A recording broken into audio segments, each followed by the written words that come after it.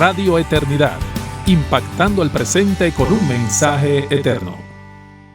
Tengan todos una cordial bienvenida a su programa Hombres de Verdad. Es un placer poder estar con ustedes, sus anfitriones José Agüero y Marcos Peña.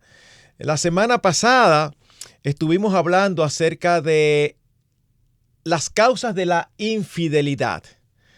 Y queremos recordar que pensamos primariamente, no exclusivamente en los hombres, porque es un programa dirigido a hombres, aunque muchas mujeres lo escuchan y nos alegramos de eso. Y a veces damos pinceladas también para mujeres, para esposas, para hijas, para madres. Pero cuando nos planificamos y pensamos, en nuestras cabezas y corazones están los hombres. Porque en los últimos años, casi en todas las iglesias hay muchos programas de damas. Muchos programas. Muchos programas de damas. Y por aquí, por allá, por doquier. Sin embargo, no hay tanto de caballeros. Y eso tiene su razón de ser. Y hasta programas radiales como ese de Nancy sí, Lee DeMoss. Sí. Qué buenísima esa hermana. Exacto. Buenísima, Excelente. Pero hay una escasez de programas para hombres y eso fue lo que motivó el nacimiento de este programa.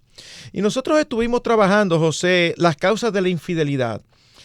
Y en el día de hoy queríamos hablar, ya después que la infidelidad se ha cometido, cómo manejarlo, en otras palabras, cómo perdonar la infidelidad.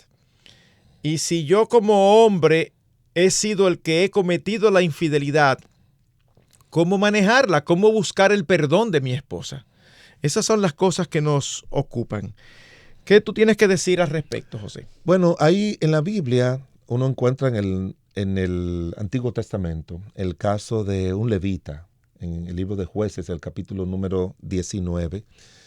Y dice la Biblia que este levita tenía una concubina y ella le fue infiel. Me gusta mucho el ambiente alrededor del cual esa historia se teje, porque es en el ambiente del tiempo de los jueces. Para mí, el libro más lúgubre que tiene la Biblia, por todas las infidelidades y pecados recurrentes del pueblo de Dios en aquella época. Creo que fue un periodo largo también, un periodo como de 400 y tantos años. Y como tú recuerdas, el último versículo del libro de Jueces dice que no había rey, que cada uno hacía lo que bien le parecía. No había rey en Israel y cada cual hacía lo que bien le parecía. Esa es una etapa oscura en la historia de Israel. Feísima. Donde cada cual vivía siendo autoridad y ley para sí mismo. Y mucha pecado, muchas inmoralidades, de todo estaba envuelto en eso. Pero básicamente las inmoralidades y el cristiano viviendo fuera de la voluntad de Dios, como fue el caso de Sansón, relacionándose con personas que no eran del pueblo de Dios, este levita, que su concubina, o lo que pasó con ella al final, y cómo los de la ciudad de Gaba estaban envueltos en la homosexualidad, todo ese tipo de cosas. Pero me gusta mucho esa historia por el manejo que el que fue ofendido le dio a esta situación. Porque sí quiero decirle que cuando hay un manejo adecuado de la infidelidad, tanto de parte del que la cometió como el que la sufrió, la restauración es posible. El perdón es posible. Y de hecho, esa siempre debe ser la primera opción. La primera opción no es dejarlo, la primera opción es el perdón. Porque dice la Biblia en 2 versículos, tanto en el Antiguo como en el Nuevo, en el libro de Primera de Pedro 4:8 dice que el amor cubrirá multitud de faltas, multitud de pecados. Y el libro de Proverbios 10:12 dice que el amor cubrirá multitudes de faltas. O sea que en algunas cosas que podemos llamarle faltas, que quizás no son aspectos pecaminosos, pero son ofensas, pero también habla acerca del pecado como tal. Y si eso se aplica en la relación de nosotros como hermanos en Cristo, que es como lo presenta Pedro, mucho más se aplica en el aspecto matrimonial. Y también tenemos que pensar en la forma en que Dios opera. Nuestro Dios presenta la relación de Él con la nación de Israel en los profetas y presenta a Israel como una nación adúltera. Pero Dios aparece siempre como el que quiere perdonar. Y en el libro de Juan, capítulo 8, cuando el Señor se encuentra con una mujer que fue sorprendida en el acto mismo del adulterio, dice la Biblia que aunque todos querían apedrearle, él le dijo, ni yo te condeno, vete en paz. O sea que encontramos, sí, Marcos, yo siempre he visto que si uno no tiene un marco de referencia del actuar de Dios, se le va a hacer difícil cualquier actuar de nosotros en esta tierra. Ese conocimiento de quién es Dios, de la naturaleza de Dios, del obrar de Dios, para mí es el marco principal que debe tener un creyente en su mente y en su corazón a la hora de abordar cualquier situación aquí en la tierra. Entonces, aquí encontramos de que fue la mujer que le fue infiel. Y como dijimos en el programa anterior, la cantidad de mujeres que hoy en día están incurriendo en infidelidad va en aumento. Creo que todavía no ha alcanzado a los hombres, pero va en aumento. Está casi parejo. Y para mí, Marcos, en algunos aspectos, la mujer está encima. En el aspecto de que si tú pones los adulterios como tal para el casado y pones la práctica, vamos a usar ese término, que aunque es un término que significa infidelidad en todo el sentido de la palabra, o inmoralidad, que es la palabra porneia o fornicación, pero muchas veces como que se usa como el pecado del soltero en algunos aspectos y el otro, el adulterio del casado. Yo encuentro que muchas veces la mujer, en cuanto a inmoralidad y en pecados sexuales, está igual o por encima del hombre. Porque estas mujeres que hoy en día no se quieren casar, pueden tener relaciones con 10 hombres en el curso de su vida. Y quizás un hombre le ha sido infiel una vez a la mujer. ¿Sí me entiende el aspecto? Sí. Pero bueno, aquí fue la mujer que le fue infiel. Y la forma en que este hombre manejó esto es lo que nos dice la manera en que el perdón puede darse. Porque aunque el perdón es la primera opción, siempre va a depender del que practicó su pecado. Siempre va a depender de la actitud de ambos, pero sobre todo de aquel. Porque, Marcos, hay algunas infidelidades que son el resultado de alguien que ya se desconectó de su esposo o de su esposa y que le va a ser infiel con Juan o con Juana y lo va a hacer con otras personas porque ya su corazón no está con su esposo, no está con su esposa. Y eso ha pasado aún con hombres que yo conozco cristianos. Pero la manera en que este hombre lo manejó, Marcos, déjeme leerle algo. Dice, en aquellos días, cuando no había rey en Israel, y es bueno para nosotros que interpretamos la Biblia, eso significa no había autoridad. Cada cual hacía lo que le daba su gana. No había autoridad. Porque entonces la pregunta que yo te hago, aquí en nuestro país hay un presidente, pero eso frena los adulterios. No es igual en la nación de Israel, porque en la nación de Israel el rey esforzaba, movía a las personas a agradar a Dios, porque seguía siendo una teocracia, aunque había un rey humano.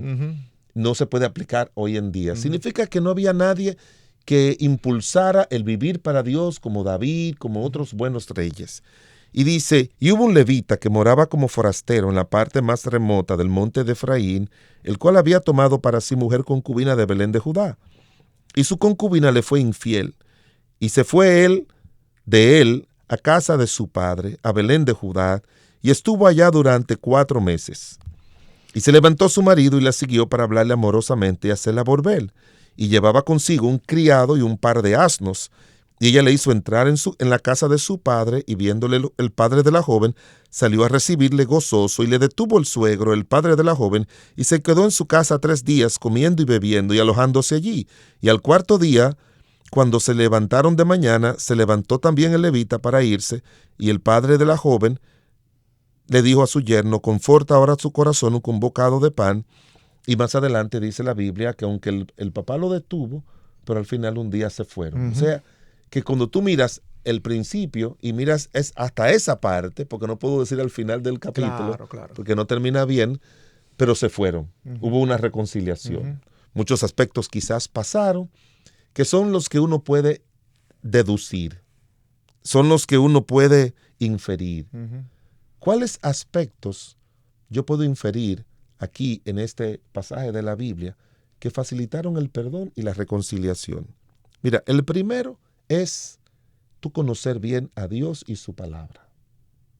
Te dirá, bueno, ¿y qué significa eso? Era un levita, Marcos. ¿Tú entiendes lo que significa eso? Claro, era alguien que estaba dedicado al servicio de Dios en el templo y debía de conocer la ley. Y conoce bien la ley. Conocía al Señor. Y la conocía desde pequeño. No necesariamente experimentalmente, pero conocía la palabra. Es que cuando tú instruyes a alguien en la palabra de Dios, como eran instruidos los levitas, eso va a obrar en el corazón y en su vida. Y eso, el conocer a Dios y conocer su palabra, no solamente te va a hacer ver que Dios es un Dios recto y justo que castiga, pero es un Dios misericordioso. Es un Dios que aunque nosotros lo dejamos, Él nos busca. ¿Tú me entiendes? Por eso yo digo que el mejor marco para vivir la vida cristiana es conocer al Señor. No, como dijo un autor, no saber acerca de Dios, sino conocer al Señor. Y el conocimiento de la palabra de Dios, el conocimiento de un Dios que perdona, el conocimiento de que Dios nos manda también a perdonar, eso va a influir. Y influyó en este hombre para que él se levantara y fuera detrás de su concubina.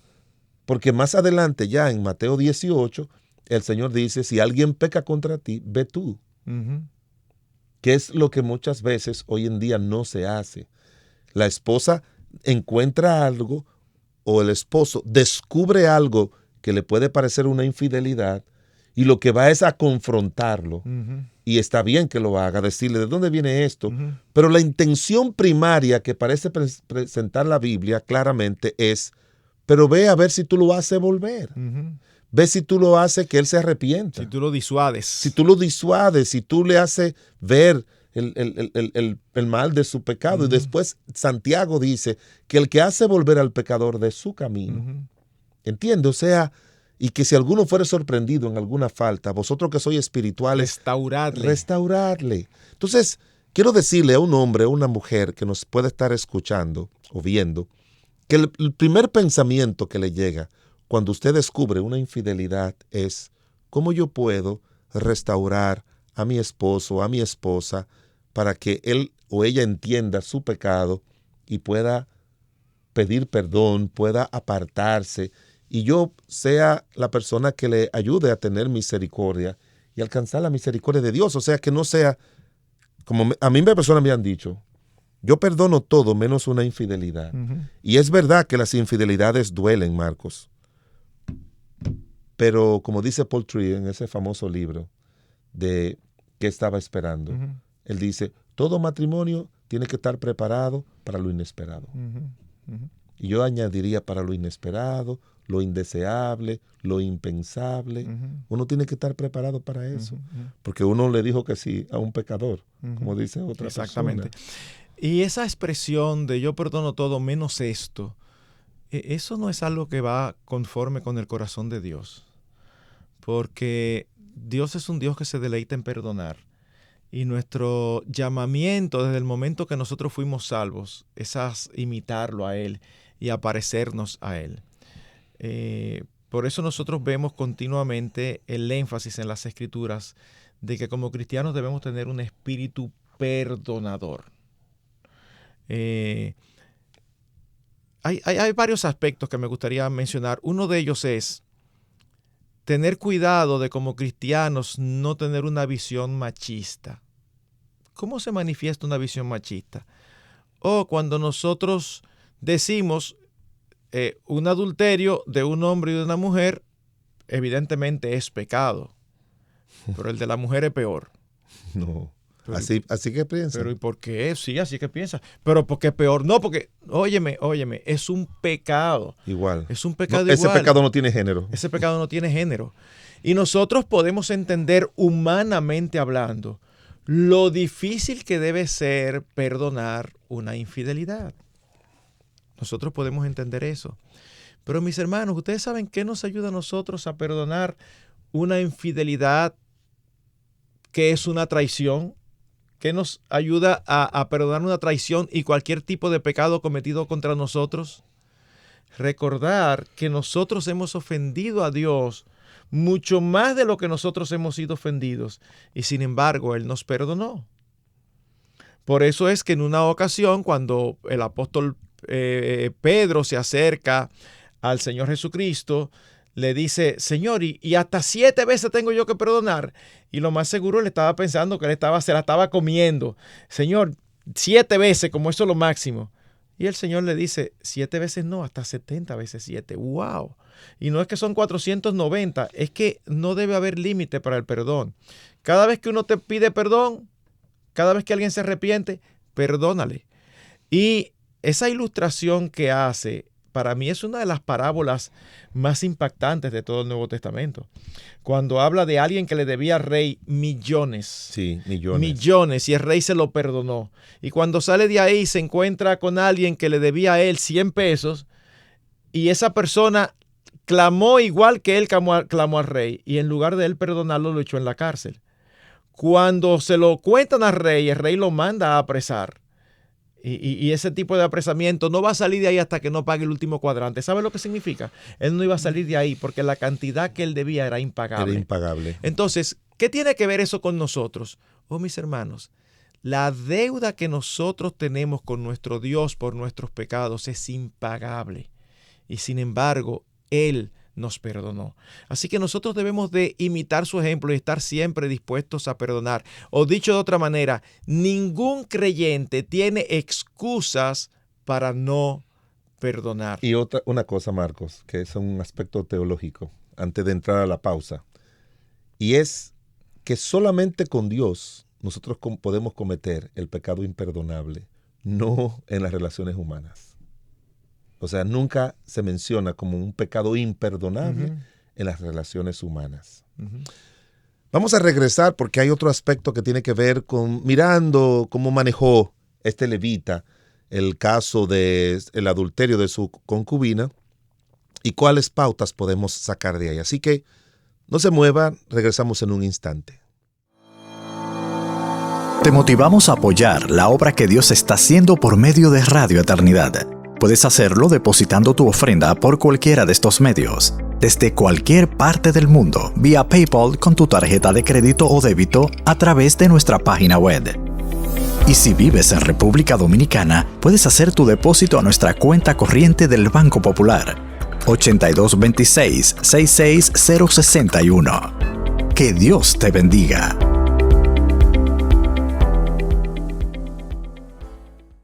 Estamos en retorno de su programa Hombres de Verdad, hoy con el tema de la infidelidad y cómo debemos reaccionar cuando se ha cometido. Y el punto de partida es el perdón. El pastor José Agüero ha estado leyendo en el libro de Jueces, el capítulo 19, un caso de un levita que sufrió la infidelidad de su esposa. Y sin embargo, él la perdonó. ¿Qué más tienes tú que decirnos al respecto, Bueno, José? primero, yo sé que lo movió a él a buscar una solución fue, como dijimos, el conocimiento de Dios y de su palabra.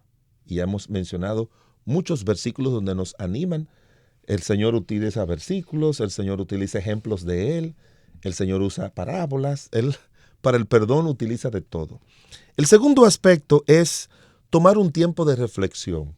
Yo infiero de que ella le fue infiel, dice la Biblia, y él fue a los 4 meses.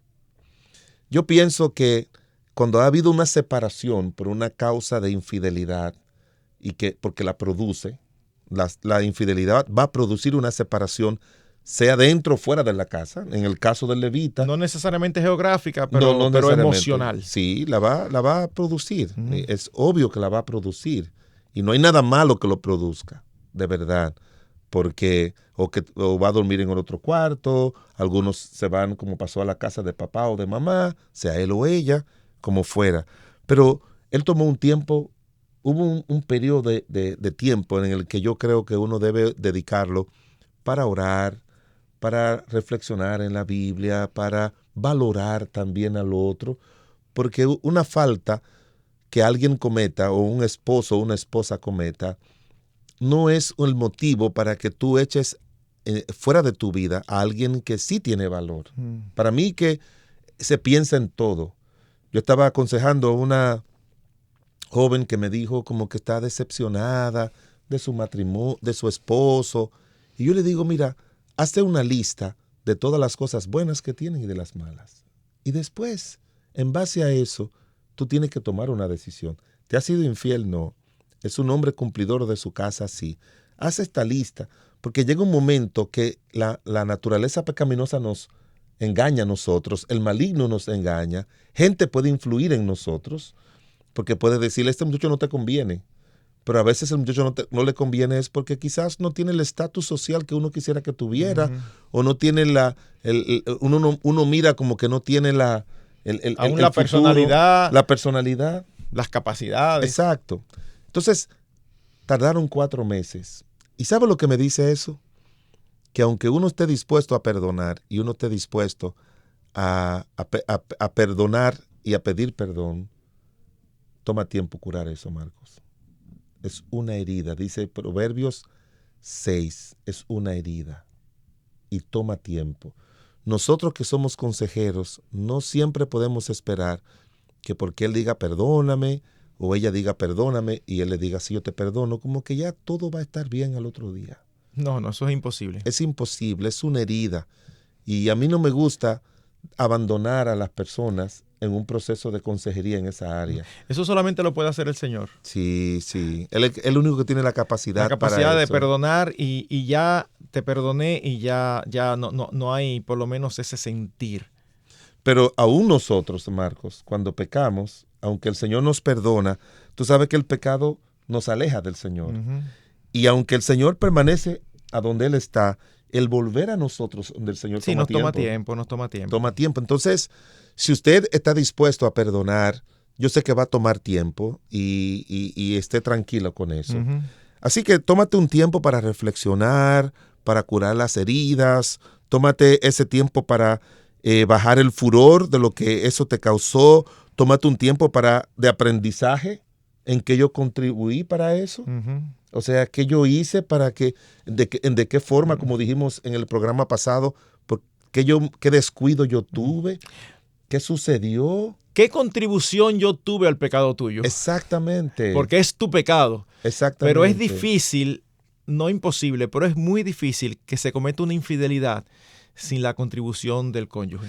Exacto. Y entonces, también buscar en ese periodo se busca orientación y consejo también. Uh-huh. O sea, que a mí me gusta mucho ese periodo de 4 meses. Yo no digo que sea un periodo, ponerlo como una norma. No, porque es una historia. Es una historia. Que ni siquiera está especificada si estuvo bien o mal. Es una historia que está registrada. Pero lo bueno de todo eso es ese aspecto de que pasó un tiempo. Y hubo reconciliación. Que pasó un tiempo. Uh-huh. Y ese tiempo uno tiene que emplearlo, como le dije, para orar, para reflexionar, para aprender de sus propios errores, para bajar el furor y el dolor, para ir curando las heridas y también para buscar consejo de personas competentes. Uh-huh. Porque muchas personas quieren resolver sus problemas y para mí los problemas difíciles se requiere eso. Otro aspecto importante que yo veo aquí en el versículo 3 es tomar la iniciativa de ir. O sea, él fue. Uno de los dos tiene que ir y buscar. Él dice, y se levantó para hacerla volver. Y es interesante que el que volvió en este caso no fue el que pecó, no, sino al que fue ofendido. Como dice Mateo 18. Exacto, al que fue perjudicado. Exacto. Y tú sabes lo que significa eso. La valoración por encima del dolor, Marcos. Uh-huh. Ese hombre fue como yo le dije a una mujer. Una mujer se enteró de que su marido andaba con otra mujer y que realmente le fue infiel. Y ella lo botó de la casa y le dijo, yo quiero el divorcio. Bueno, este hombre batalló, hasta que al final se fue de la casa. Y la otra mujer le dijo, ven para acá. Después de un tiempo, ella va a mi oficina y me dice, pastor, yo quiero a mi marido para atrás. Y yo le hice una pregunta, le dije, ¿cuántos años tienen ustedes de casado? Me dijo, 33. Que tú sepas, que tú hayas oído, que te hayan dicho. ¿Él en esos 33 años te fue infiel? No. ¿Te golpeaba? No. Era un hombre que contribuía bien a la casa, sí. Te trajo de un apartamentico a vivir en un penthouse, con su trabajo y esfuerzo, y te hizo esto, y te hizo lo otro. ¿Cómo es que a la primera falta tú le vas a pedir el divorcio y lo vas a echar? cuando él está en un estado vulnerable, de que está atrapado con una mujer que conoció en su trabajo y que, como hablábamos de las famosas 3 R's, y que se enredó con ella. Yo le digo a todas las mujeres, ¿tú vas a dejar que una cualquiera se quede con tu marido? Yo se lo digo porque eso es parte de la reflexión. ¿Tú vas a dejar que una cualquiera se quede con tu marido? Después que tú has invertido tanto en él y que él ha invertido tanto en ti, y tú vas a dejar que alguien se lleve tu marido, tú vas a dejar que alguien venga por aquí y se lleve tu hijo y tú no vas a hacer algo por tu hijo. Mira, tu hijo un día se va a ir de la casa, pero tu marido y tú son una sola carne. Entonces yo le digo a toda mujer, todo hombre, hay que luchar por el matrimonio y hay que tomar la iniciativa de decir, esto tiene que arreglarse. Ahora, déjame decir algo que yo pienso que es pertinente en este punto. Que es un elemento que no creo que esté en el texto, pero que creo que es importante mencionar. Como consejeros, apoyados en las Escrituras, nuestra exhortación siempre es hacia el perdón. Es más, el perdón para el cristiano no es una opción. No es una opción. Aún en un momento determinado de infidelidad repetida, el afectado decide divorciarse, eso no significa que no perdona. En otras palabras, una infidelidad tú la puedes perdonar y seguir, o tú la puedes perdonar y decidir no seguir.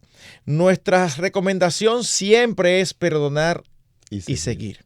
Ahora bien, este perdón, aunque el perdón de Dios es incondicional, nuestro perdón debe ser incondicional, pero no necesariamente debe ser incondicional nuestra decisión de si seguir o no. ¿Por qué?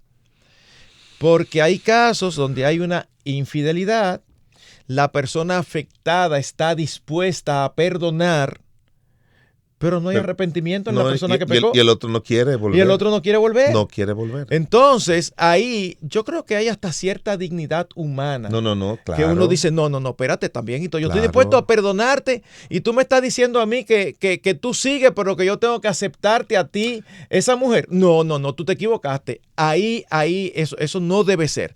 Yo te lo digo porque he tenido experiencias. Yo recuerdo y también porque uno lo ve en las Escrituras. Yo recuerdo hace mucho tiempo, yo tuve una mujer aquí, inconversa. Su esposo había sido infiel. Y ella estuvo rato hablando, casi una hora. Yo la escuchaba, le hacía preguntas y todo. Y entonces hablamos y le dije más o menos qué hacer y todo eso. Y al final ella me dijo, yo voy a hacer lo que sea con tal de preservar mi matrimonio. Y yo recuerdo que yo le dije, tu actitud es muy buena, pero puede ser muy mala. Porque es muy buena si tú estás dispuesta dentro de los parámetros racionales. Porque mi primera pregunta es, ¿él te ha pedido perdón? No, él no me ha pedido perdón. ¿Tú crees que él está arrepentido? No. Entonces tú tienes que tener cuidado. Porque si esa es la condición de él, tú puedes hacer lo que tú quieras y tu matrimonio no va a ser restaurado. Porque él sencillamente no está arrepentido. Y te puede decir que sí en un momento determinado. Entonces debe haber de tu parte una disposición al perdón y expresarlo y todo eso. Pero al final, si la persona ofensora no está arrepentida y quiere seguir, no es que nosotros vemos en la Biblia un mandamiento a que tú no sigas bajo esas circunstancias. Pero yo creo que nosotros haríamos una recomendación de que tú lo consideres muy bien. Bueno, pero Moisés le permitió darle carta de divorcio, dice la Biblia. Uh-huh. No fue por infidelidad, Marcos, sino por la dureza del corazón. Exactamente. Pero oye, una persona que quiere vivir en un estado de infidelidad es una persona dura de corazón. Sí. ¿Tú me entiendes? Sí. Es una persona dura de corazón. Sí. Y mira, déjame mostrar, poner algunos ejemplos, Marcos, con respecto a lo que tú acabas de decir. Como yo le dije, cada caso se maneja de forma muy personal. Y aunque bien tú dices que hay una dignidad de la que yo soy un partidario y un vocero grande de la verdadera dignidad que tiene que haber en la relación matrimonial, pero a veces hay unos casos que uno dice, no sirven de parámetros, pero nos dan una luz. Por ejemplo, yo conozco una mujer que su marido se enganchó con una mujer de la iglesia, soltera, una madre soltera. Marcos, duraron 8 años en esa relación. Y la esposa le dijo, yo no lo voy a dejar porque yo lo voy a rescatar de esa relación. Eso le tardó 8 años, pero lo rescató. Y ese es el tipo de casos donde yo te digo, yo me quito el sombrero delante de ella, exactamente, te honro, pero no es exactamente, algo que yo me atrevería a recomendar a quien esté en una situación. Porque eso fue una decisión voluntaria de su parte que, wow. Por eso que yo digo que cuando uno está aconsejando, uno no tiene que pasar una línea igual para todo el mundo. No. Mira otro caso. Esta es una señora que yo conozco que también, ya un matrimonio de 50 años, pero en ese periodo de tiempo este señor fue muy infiel. Y en una ocasión ella me contó que le dijeron que él estaba con una mujer en una casa. Yo no recuerdo bien la historia, si él lo encontró en la cama haciendo algo con la esposa. No recuerdo. Lo cierto es que ella llegó, tocó la puerta y abrió y agarró al marido y le dijo, usted tiene su casa y tú tienes su esposa, que no es esta. Lo agarró por la mano, lo metió en el carro y se lo llevó a la casa. Y su matrimonio ha sobrevivido. ¿Usted sabe por qué digo esto? Porque el levita se levantó para hacerla volver. ¿Entiende? Sí. Él se levantó con esa intención. Entonces, yo lo que le digo, que a toda mujer que su marido le es infiel y viceversa, que usted vaya, le confronte, pero con la idea de restaurar y de hacerle volver. Otro aspecto más que encontramos en esa historia es que dice la Biblia para hablarle amorosamente. Usted tiene que usar siempre para cosas positivas y negativas lo que yo llamo el lenguaje del amor. El lenguaje del amor no significa no importa lo que tú hiciste, yo te amo, así que ven para la casa, no ha pasado nada, no. El lenguaje del amor es buscar una reconciliación, pero que la reconciliación sea algo donde evidencie que la persona, ayudar a la persona a abandonar su pecado. Porque este levita habló con ella, no nos dice todo lo que habló, y ella estuvo dispuesta a regresar. O sea, se ve que ella reconoció su pecado, pero a mí me gusta porque dice la Biblia que él utilizó el lenguaje del amor. Y algo más que se presenta es que la idea única es yo quiero reconciliarme. Porque nuestro Dios mandó a nuestro Señor Jesucristo para reconciliarse con nosotros. No es que nosotros hayamos buscado a Dios, sino que Él nos Dios buscó. nos buscó a nosotros. Él nos buscó. No, el pecado nos mató la iniciativa de buscar a Dios. La Biblia lo dice en Romanos 3. Todos se desviaron a una, se hicieron inútiles. No hay quien busque a Dios. La gente a veces me dice, va a la iglesia y me dice, pastor, es que yo ando buscando del Señor. Y yo le digo, usted está reaccionando a la búsqueda de Dios a su vida. Usted está respondiendo a la búsqueda de Dios en su vida. Pero otra vez, tener esa idea completa de decir, no es para recriminarle, no, yo estoy buscando la reconciliación. Y otro aspecto más, que es el último que yo puse aquí, es no dejes que nadie se interponga. No dejes que nadie. El papá no quería que se fueran, pero lo hacía de buena manera, porque él quería como preservarlos. Le pudieron haber pasado muchas cosas por la mente. Yo conozco a mi hija la va a volver a hacer, mejor que se queden aquí viviendo, o yo no quiero que tú me la vayas a matar por el camino, lo que sea. Pero muchas veces, gente que se entera de que tu esposo o tu esposa te ha sido infiel, vienen y te dicen, ese hombre no vale la pena, esa mujer no vale la pena, déjalo, no siga con él, no esto. Yo recuerdo de que cuando estaba en la universidad estudiando educación, una compañera me dijo que su marido estaba siéndole infiel y que yo le recomendaba que hiciera. Fue donde la profesora de psicología. La profesora de psicología le dijo, déjalo, tú eres una mujer joven.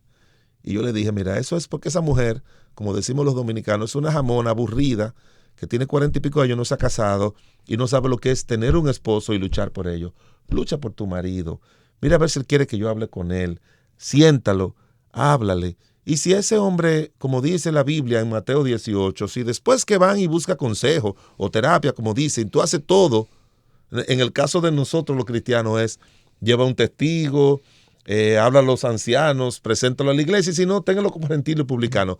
Y yo le digo algo, siguiendo ese pasaje, si tú has hecho todo lo debido y ya tienes espíritu de perdón y ese espíritu de reconciliación, y el otro sigue, pues mira, tenlo por gentil y publicano, de verdad. Pero como dijo Marcos, no importa que sigan o no sigan, tú tienes que perdonarlo, porque la falta de perdón hace más daño que la ofensa misma que tú has recibido. Amén.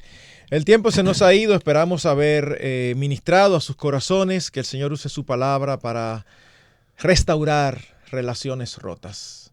Hasta una próxima entrega. Radio Eternidad, impactando el presente con un mensaje eterno.